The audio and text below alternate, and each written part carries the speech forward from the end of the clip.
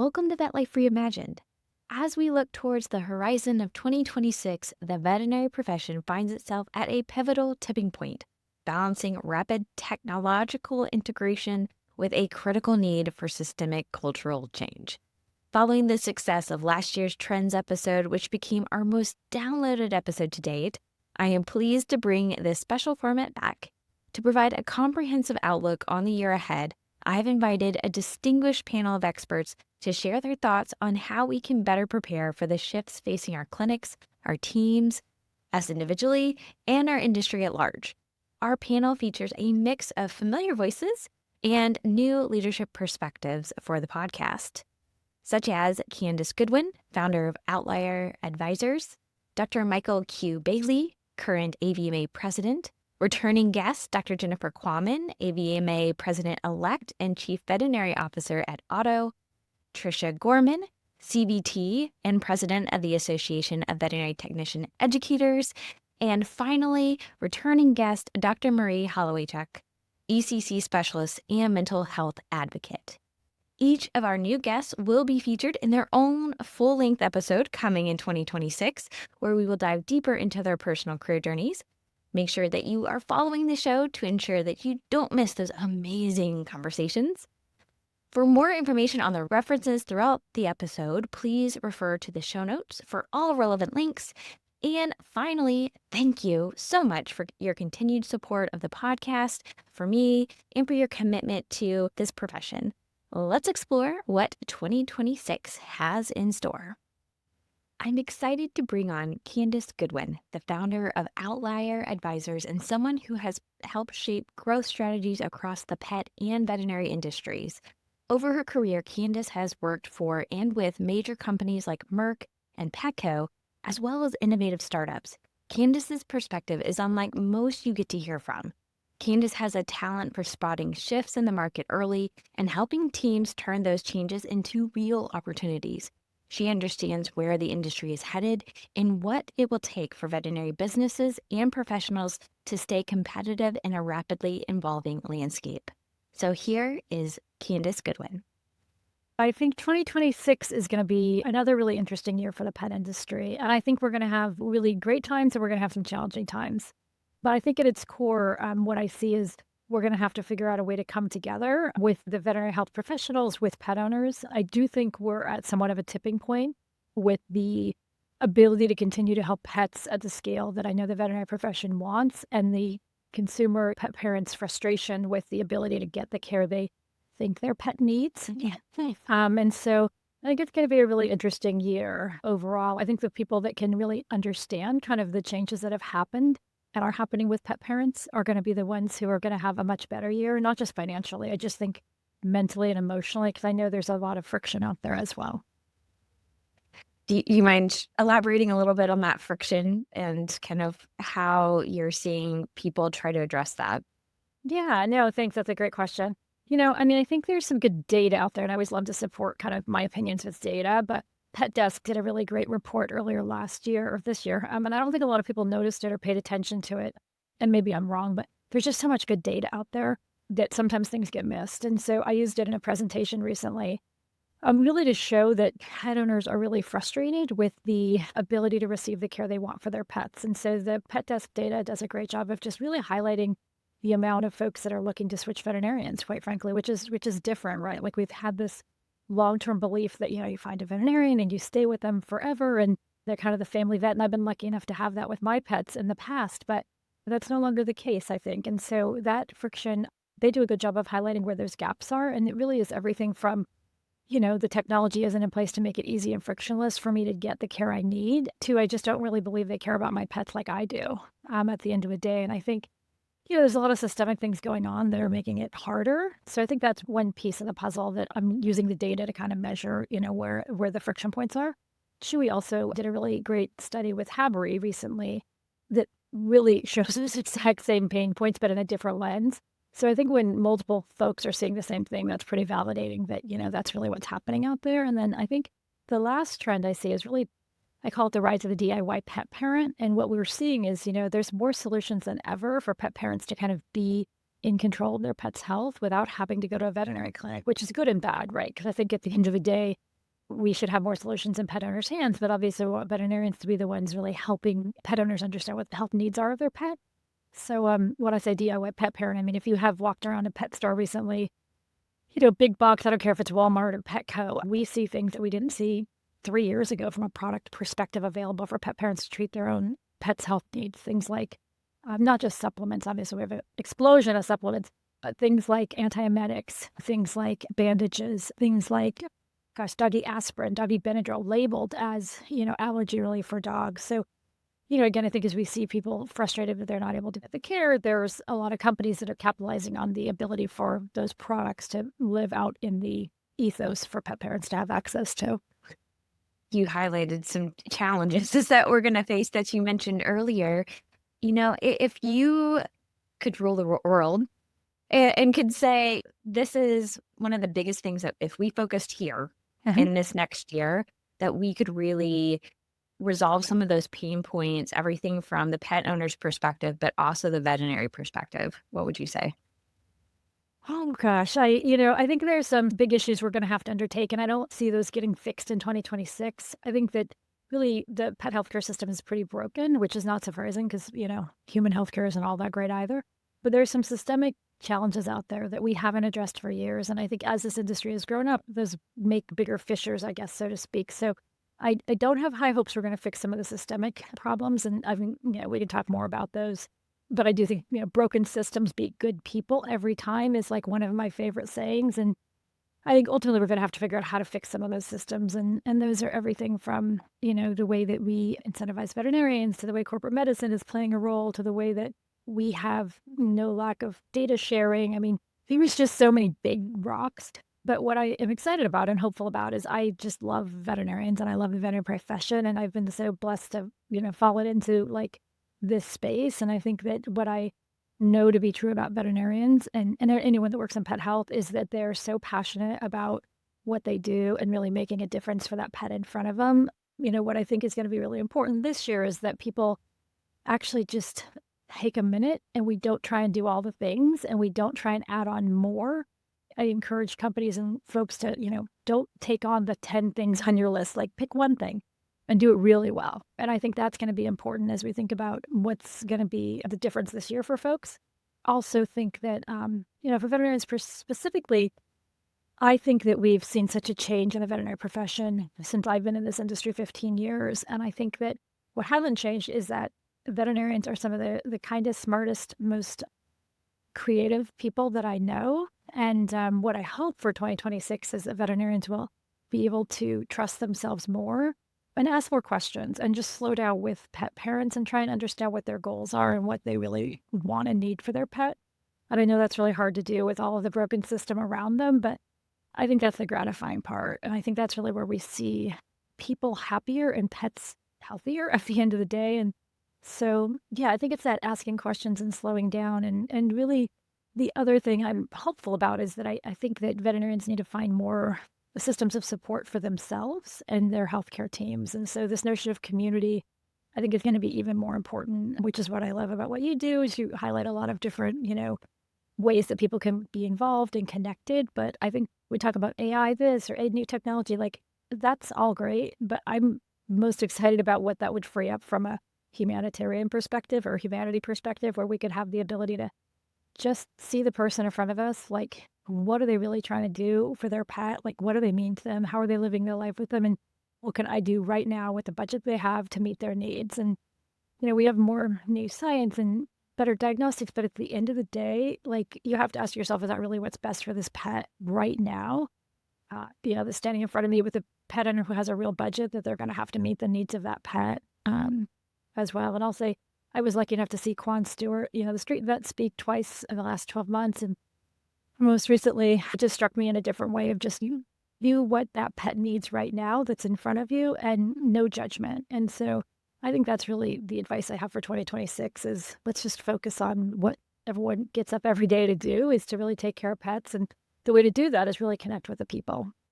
Our next guest is Dr. Michael Q. Bailey, the current president of the American Veterinary Medical Association.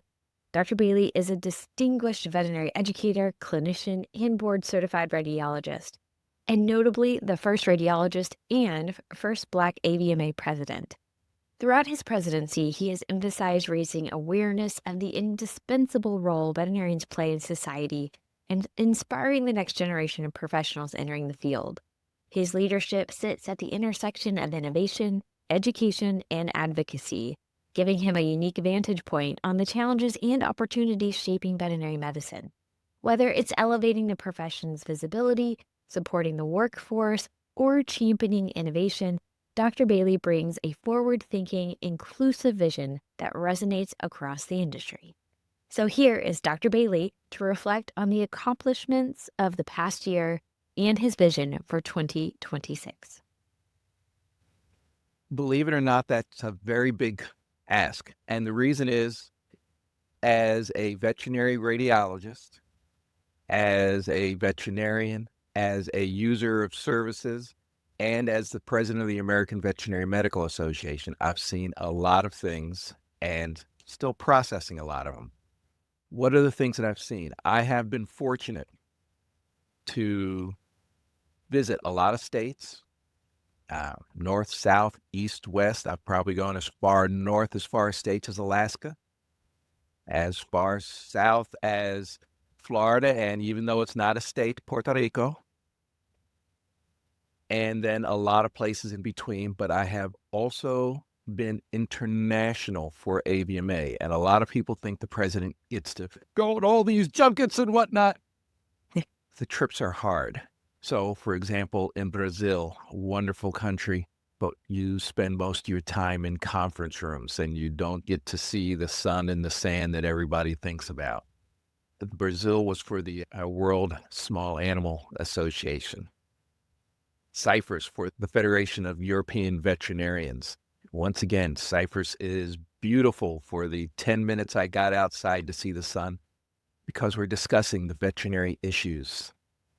And those are just a sample, two very widely diverse samples. The thing which I have found is that our concerns in veterinary medicine are very similar no matter where in the world we're located. So whether it's workforce issues, wellness issues, diseases, the U.S., we have a concern about New World screwworm entering the continental United States. It's already in North America. In Europe, they're concerned about foot and mouth disease, a disease which we don't think about. But depending on how they respond to it, it could affect international trade. Why do I bring that up? Because veterinarians, whether you realize it or not, we're so important for international trade. What we do keeps food security so that we can transport food, not just across state borders, but international borders and around the world.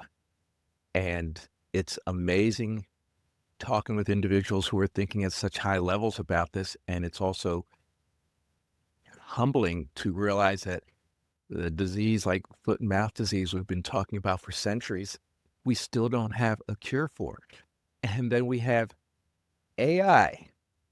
And I'm putting quotations around this for those who don't see that, because depending on the audience you're talking to, that could mean artificial insemination, could mean avian influenza, or could mean artificial intelligence.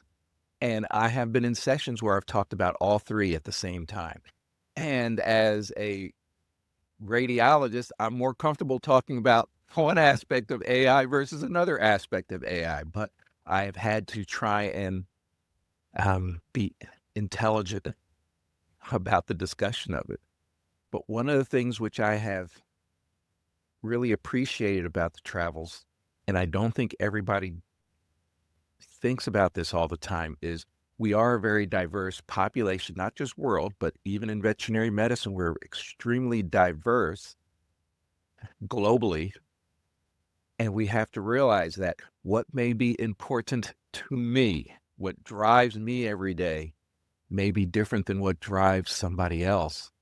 And we have to be sure that we approach individuals in a way where we can drive our issues together and realize that we don't want to separate ourselves from individuals who we may have a difference in opinion. We want to be able to continue to work with them. And that's one of the things which I have tried to develop in myself, how do I make sure that I keep the door open to everybody? Because I'm not going to agree with everybody, but I want to work with everybody. Ask away. First is listening. You have to listen to what their side is. And I'm saying that not just to me, but I'm saying that to both sides. And imagine there may be a group, may represent 25% of your association, whatever that may be, who really, really is passionate about something and says that it has to be this way. I'm very passionate about bringing together different voices, so I was curious to hear what Dr. Bailey thought was the key to success when it comes to gathering people with such a range of opinions together for a productive conversation and action. You have to listen to them, see what it is, and say, okay, I understand where you're coming from, but realize that we have another 25% who may know nothing about what your issue is. And they're not going one way or the other. They just don't know anything. Another 25% who may be exactly opposite than what you are. And another 25% who has been listening, but they need education so that they can decide where they're going to sit. So you have to work with individuals and say, if you want individuals to adopt even some of your platform, maybe not entirely your platform, first decide what it is that you can put together so you can communicate, so you can educate. Because we are, for all intents and purposes, we are intellectual beings. We don't like being screamed at. We don't like being told what to do, but we do like to learn.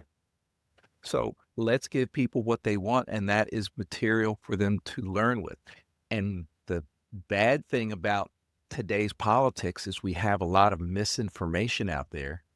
So we have to learn how we can deal with that misinformation and show people how that misinformation may not be the best for what it is that they want to accomplish. So what is it that we want to accomplish? We want everybody to be healthy and happy and to prosper.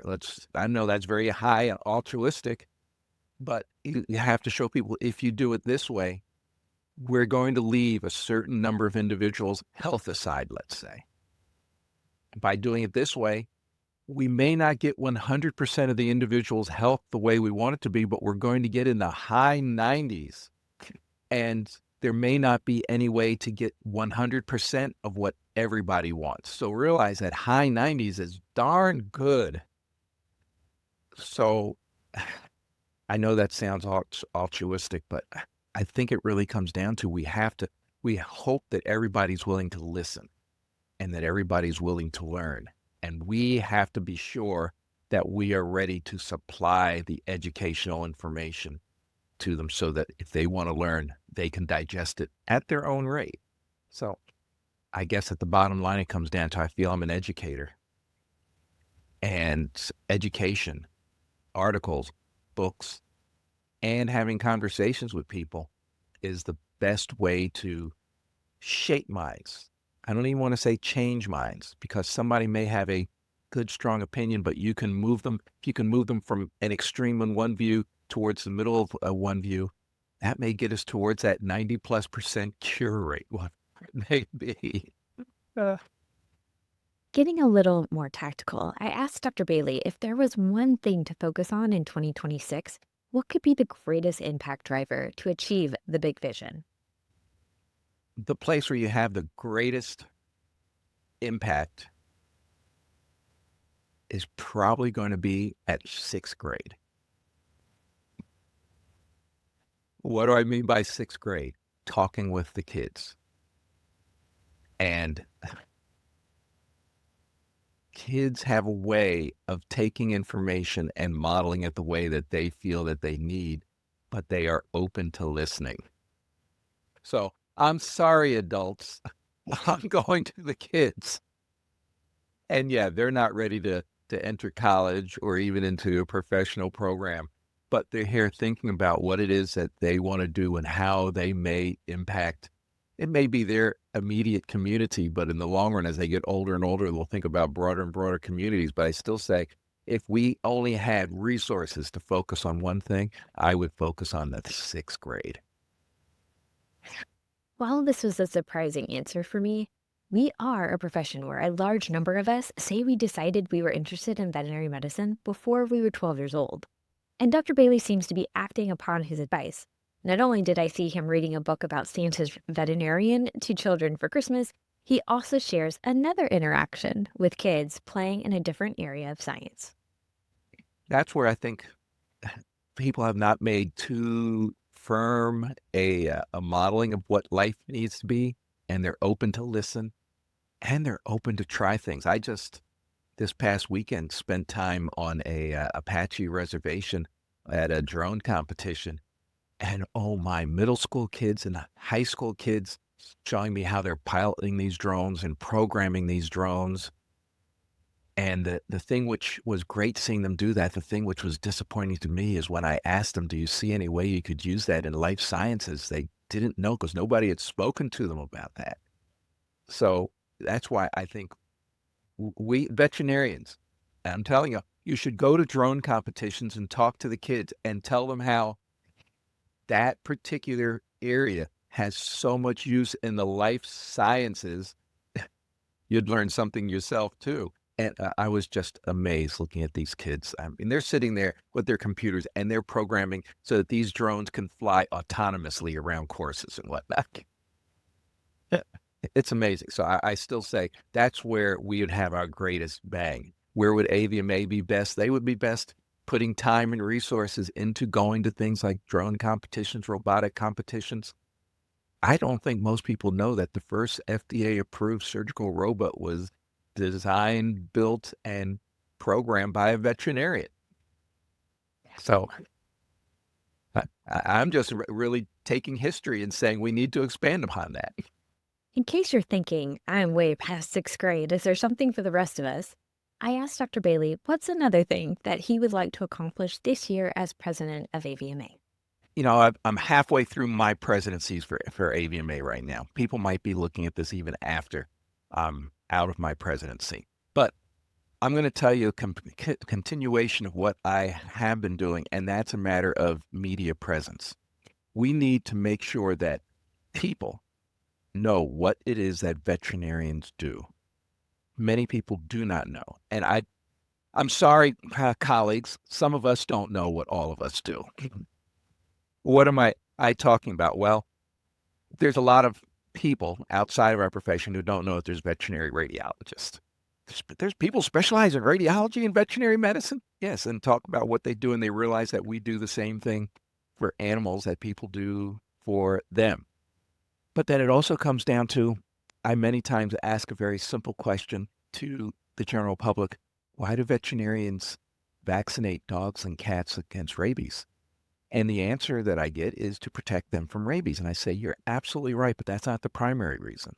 Primary reason is to protect people.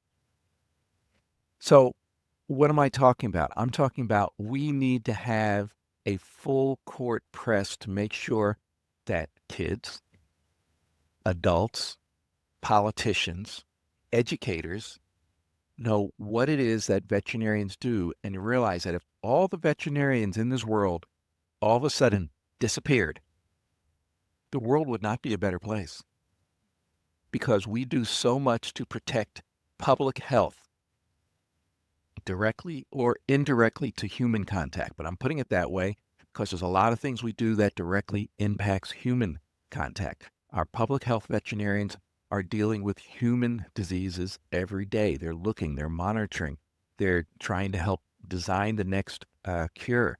We have veterinarians in countries around the world looking for where the human-animal interface is coming. So without going into my deep thoughts, it comes down to we need to know people. We need to continue. We need to have a full court press on letting everybody know that even though we are a relatively small profession, there's 110,000 veterinarians in AVMA. There's 130,000 veterinarians in America. We need people to know that this small profession impacts their everyday life. The reason that they have food on their table, clean water coming out of their tap, that we don't have diseases being brought into their house by their dog or their cat or even their bird, is because there's veterinarians. And then veterinarians are designing those next world things. I mean, I already mentioned artificial intelligence. Not only are we using it in our practices, but veterinarians are writing the next programs. We're designing the next application that may be used in veterinary medicine or human medicine. And we have veterinarians that have gone into space and will go into space again, because if we go to the moon or if we go to Mars, we're going to need veterinarians there to look out for the well-being of everybody that's there. And by the way, our military veterinarians, let's not forget them. Everybody thinks about the MDs and the DOs in the military who keep our folks healthy and patch them up if they get hurt. But it's the veterinarians who make sure that the military presence is strong and healthy so that they can deploy wherever they're needed. So we make sure that they're ready for us, whereas the human medical team tries and makes sure that they stay healthy or are patched up if they become injured in some way. So I'm just saying, one hand, we need both our hands. And we need all of our feet and our toes, because veterinarians are all in the mix. Dr. Bailey highlights some opportunities that don't take a lot of lift from us individually, whether it's sharing your profession at a career day at school or listening to Vet Life Reimagined to understand the diverse impact veterinary professionals make in the world. Also, make sure you are following the podcast so you can hear Dr. Bailey's career journey in an upcoming episode. Next, we have a returning guest, Dr. Jennifer Quammen, the AVMA president-elect. She'll take on the role of AVMA president this year in June, and she has a thoughtful, forward-looking approach to veterinary medicine. Dr. Quammen has worn a lot of hats over the years and is currently a practicing clinician and chief veterinary officer for the AI company Otto. With all of her multiple roles, she has a clear sense of what's coming in 2026. Dr. Quammen has a way of connecting the big picture with what it means day to day in practice. Make sure you listen to Dr. Quammen's previous episode on Vet Life Reimagined. And now on to Dr. Quammen. When I'm sort of thinking about 2026 and like where we're headed, I want to see that veterinary medicine is using tools and models and things that actually let vet med do the things that we've always wanted to do. And so I guess a little bit of what I mean by that is like there's some of this clutter of a lot of the administrative things that we're having to do every day, at least in clinical practice, right? You do surgery, you've got the surgery report, you see outpatient, you've got to get the chart done, all of those things have to happen. But how are we helping ourselves, or how are we using tools to help us get that summary done and to actually make those notes make sense for us, but also for our pet owners? I think the future in my mind is how do we see and utilize artificial intelligence technologies as our either individual or clinic-facing co-pilots to a certain degree. And so I think that's some of the big stuff that's coming. I don't think AI is going away. I think it's just no longer. I feel like 2025 was the year of the scribe, and I think 2026 is going to be the year of the pilot, if that makes sense.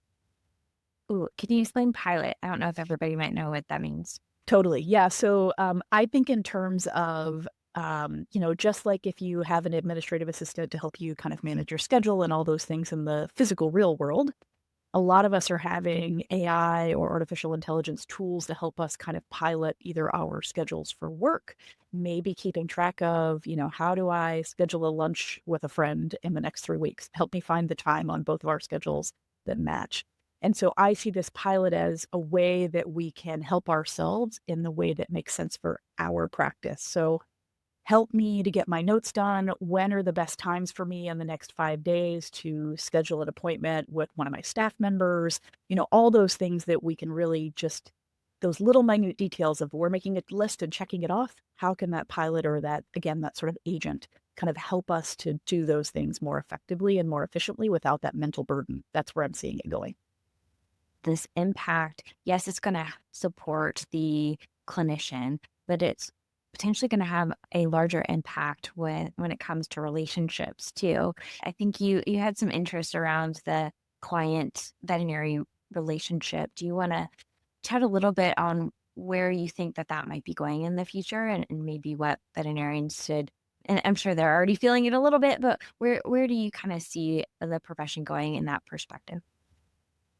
Yeah, so from my point of view, I think our relationship with our clients, at least in clinical practice, can have become a little bit transactional from both sides, from our sides and our clients' perspective.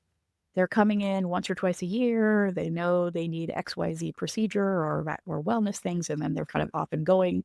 And that tends to be the 2 times in the year when we talk to them. I think where we can utilize this copilot or some of these companions is really helping us to keep that relationship going throughout the entire year. So rather than the clients feeling the burden of, I've got to get every question answered in this 10 minutes now, and you feeling like as a clinician, I've got to get all these things to you right this minute, we can actually expand that beyond our clinic walls. And so I really think of it as more having a continual relationship, quite honestly, and a conversation throughout the year versus like, here's the problem, here's the solution. We can now have a much more full and robust conversation.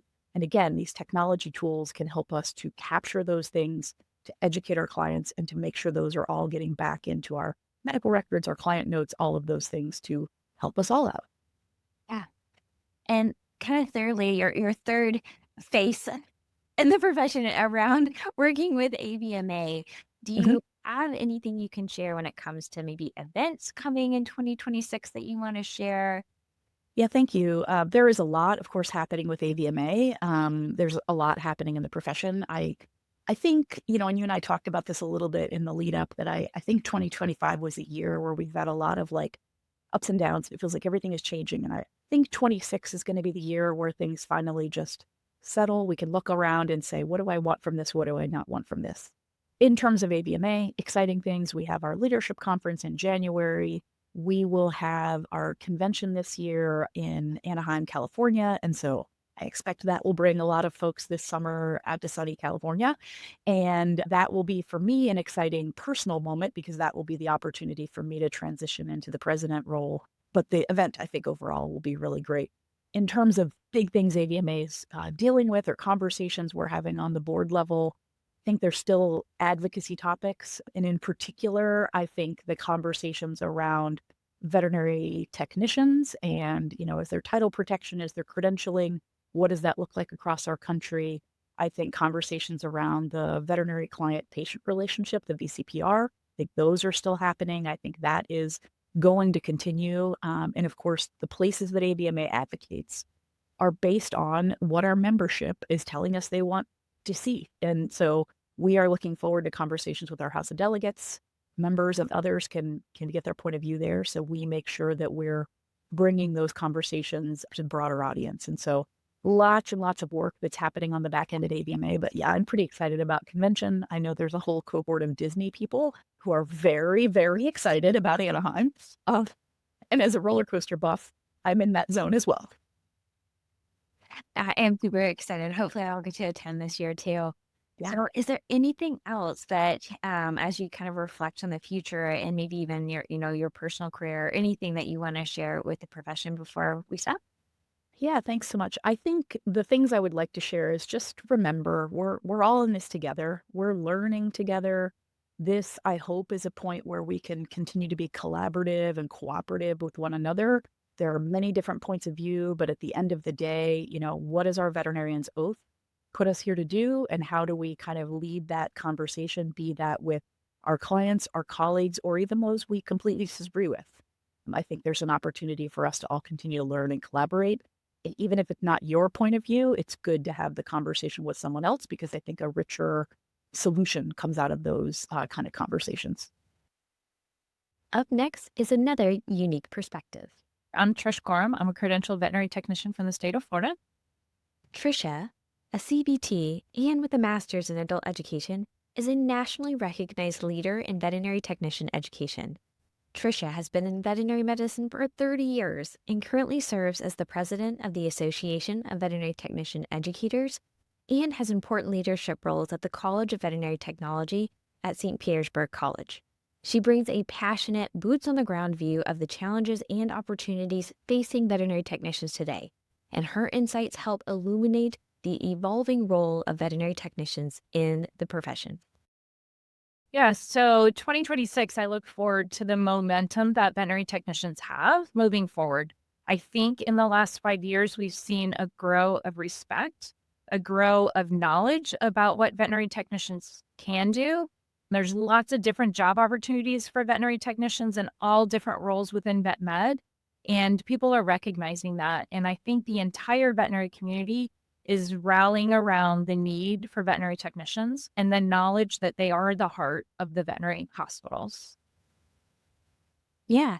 You are currently the president of the Association of Veterinary Technician Educators, and you are finishing up a 6-year term representing at AVMA.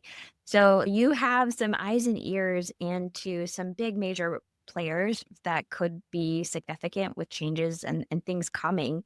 So from that perspective, do you see anything that these organizations are working on that you would like to mention to kind of have us all be paying attention to as we move into the new year? Yeah, so the Association of Vet Tech Educators, our whole philosophy is one community.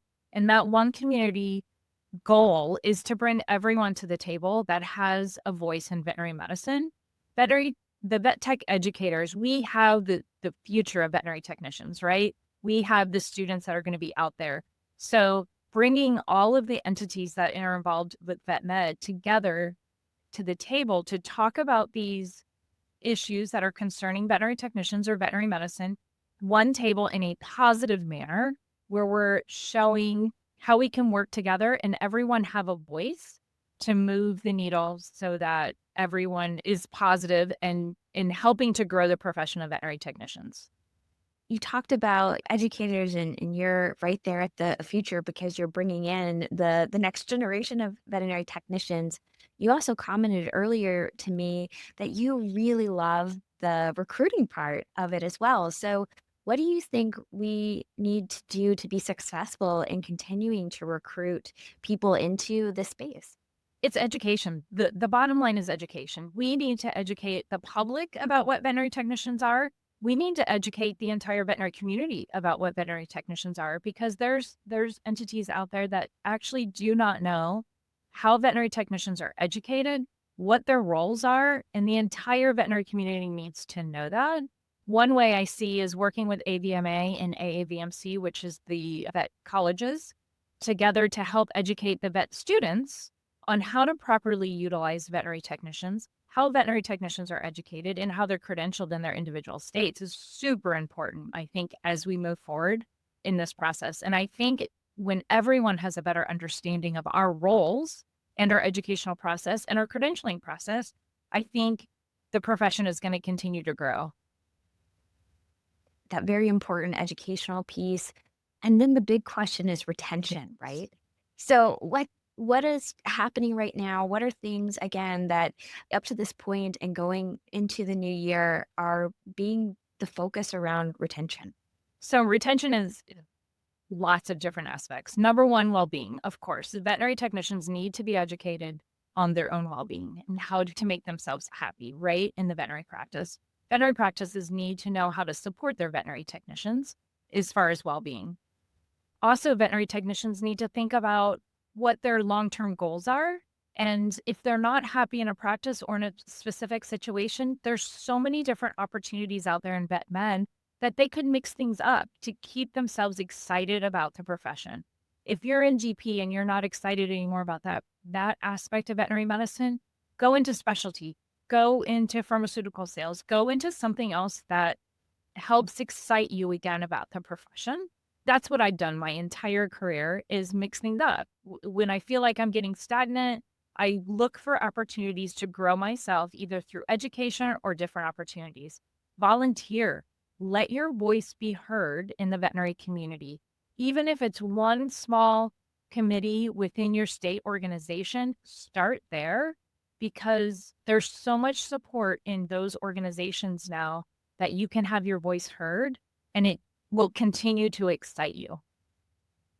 Well, I happened to stumble across an announcement. It's been several months now, but there was a new partnership this past year with Chewy that was around launching an online community designed to empower veterinary technician educators.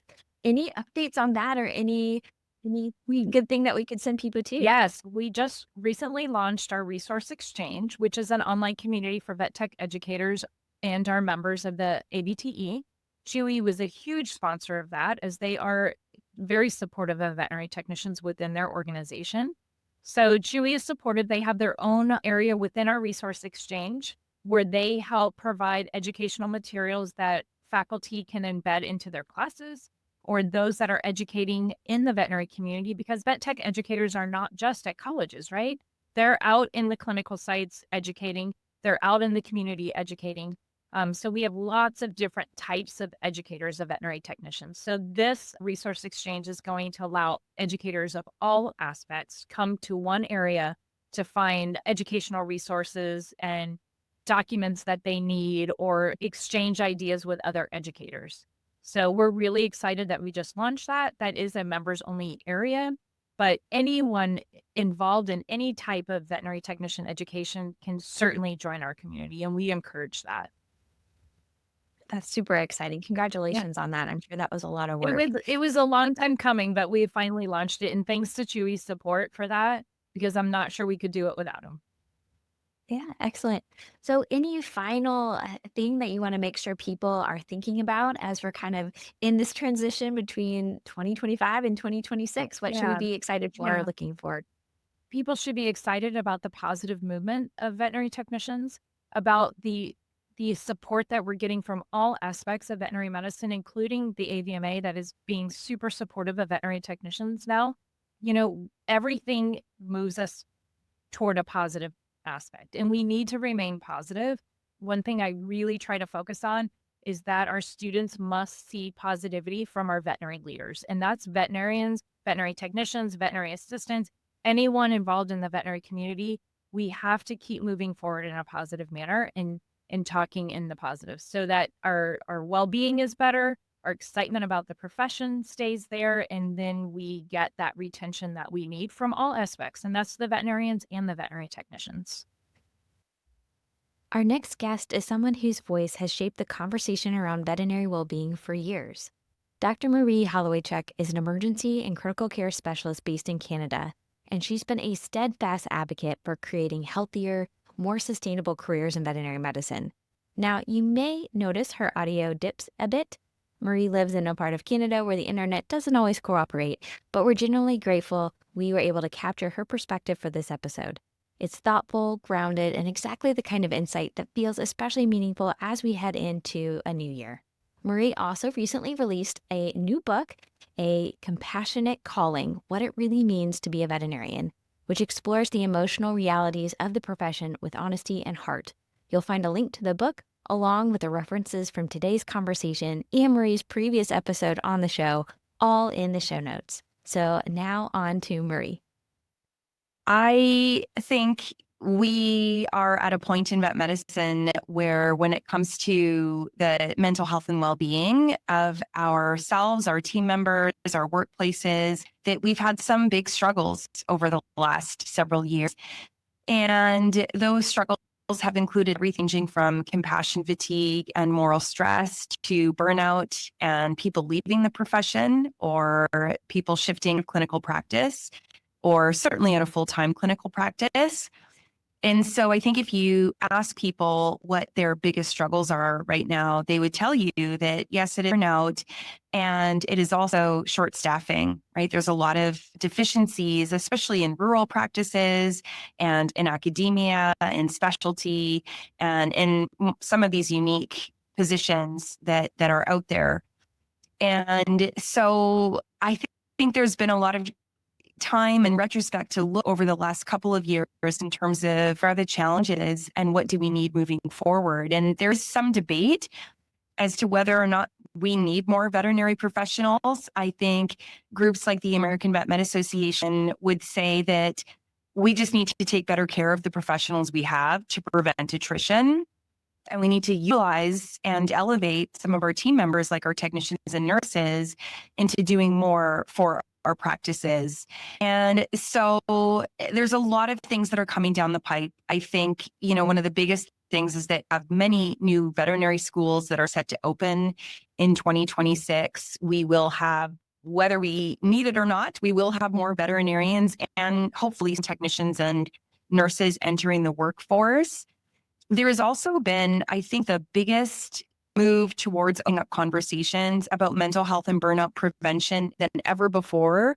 And I'm glad to see that those conversations are targeting not just individuals in terms of individual self-care practices and burnout prevention strategies and boundary setting and things like that, but that also there has been a shift towards looking specifically at systemic changes. What can we do from an organizational perspective to better the mental health and well-being of our teams and our workplaces? And so a lot of that research out of the Merck Animal Health Wellbeing Studies, really looking at the importance of healthy workplaces from communication perspectives, workload perspectives in terms of making sure there's sufficient time to do the work well, and, creating cultures of belonging. And so with that, it was about a whole bunch of other topics, of course, that I think we're hopefully going to see talked about more, embraced more as we move into 2026. And of course, one of those is DEI, or diversity, equity, and inclusion, which I know has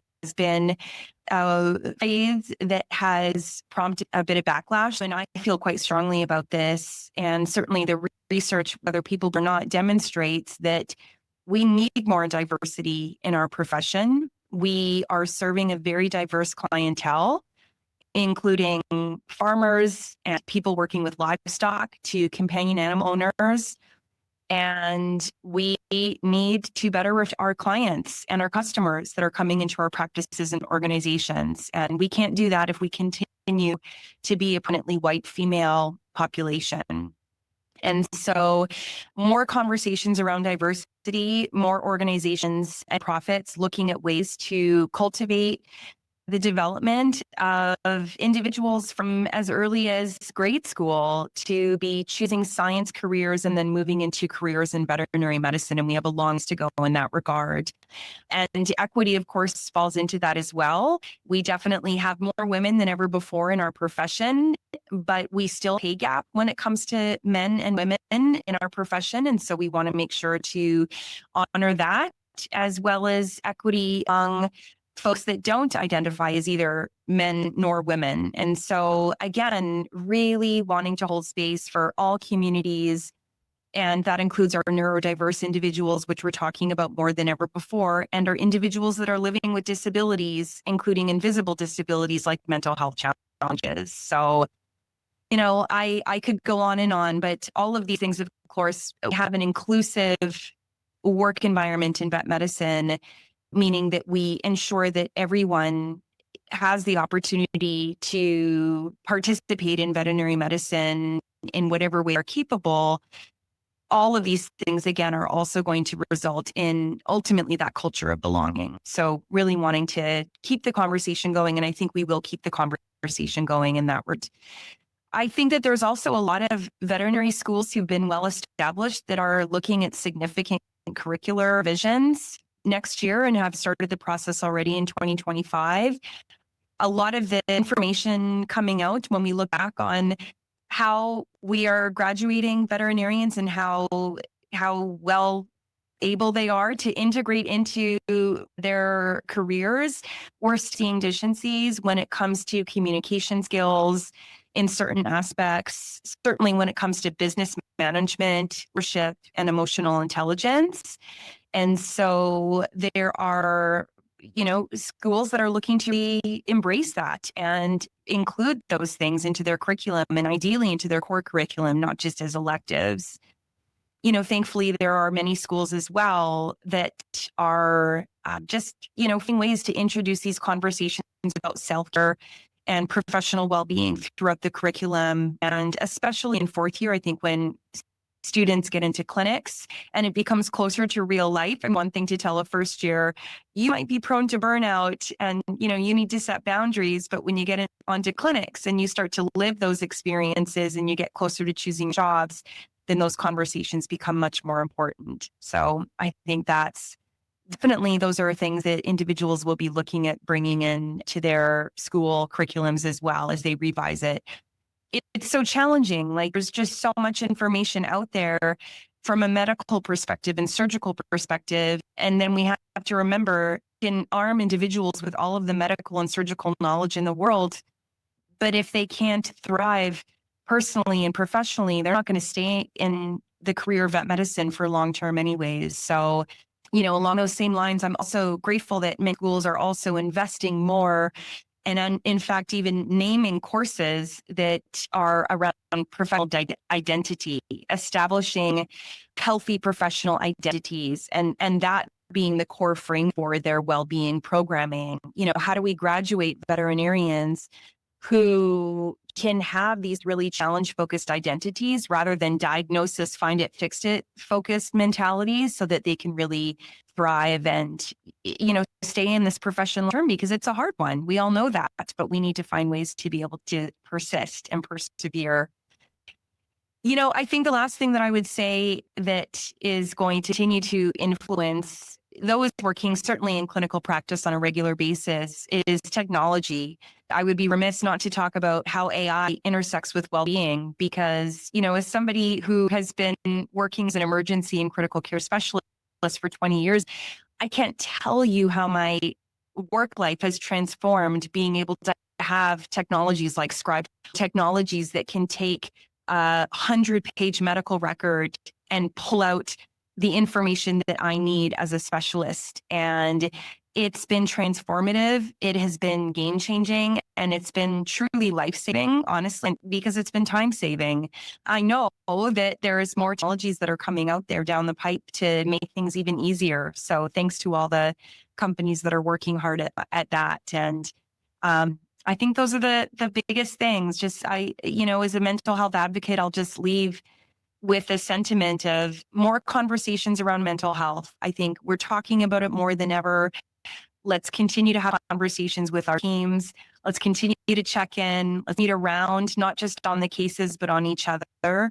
And, that's my biggest hope for 2026.